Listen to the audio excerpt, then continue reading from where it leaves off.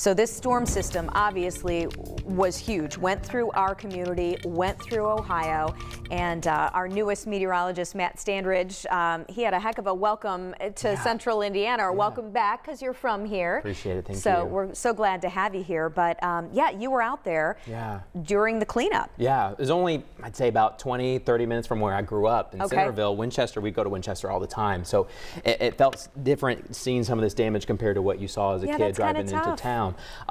But you also saw resiliency, and you saw people coming together just like that, rebuilding, just making sure everyone was okay.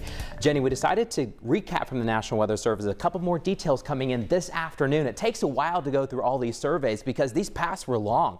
Let's start with some of the Indiana tornadoes. By the way, every red line you see was a touchdown. We'll start in southern Indiana. There was that EF2 tornado that started just north of Hanover College, went right over the Ohio River, stayed outside of Madison on the river itself, and then crossed in Kentucky. Then we head farther north. This was the big one. The EF3 tornado that Jenny was just talking about started just outside Muncie. We just escaped it in town at BSU, so that was good news for us. But Selma, Parker City down 32 into farmland, Winchester, and just south of Union City. Union City's here. The tornado went just south of you guys, but here's the thing.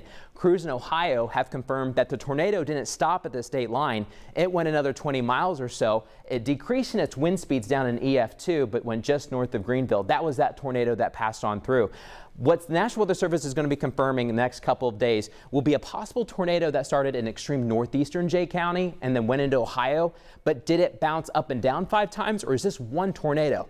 We'll let you know when we know those details. They're filling in some of the gaps there on the survey over the next couple of days. Here's a look at live Doppler 13. Much quieter weather, but not completely quiet. We've got a cold front passing on through that's bringing cooler air the next couple of days, plus the chance for some snow showers. Here's a take looking at some of the cool air coming in from Canada that's going to sit over us for the next couple of days. And once it hits, we're dropping temperatures down below average by about 10 to 15 degrees for both Sunday, St. Patrick's Day, and for Monday. The good news is that it should be out of here by Tuesday. This is a quick hitter, but tomorrow morning we start getting some of that cooler air with that northwest wind. We're already getting that northwest wind right now in Richmond and in Muncie, and you head to Purdue getting that northwest wind. We'll start just above freezing tomorrow morning. In the afternoon, we'll hit the 40s, but remember, we were in the mid 60s today, so mid 40s will be feeling much cooler, and those northwest winds will make it feel like the 30s throughout the day. We still have a nice St. Patrick's Day, just a bit on the cool side. We'll start the morning off with a lot of sunshine.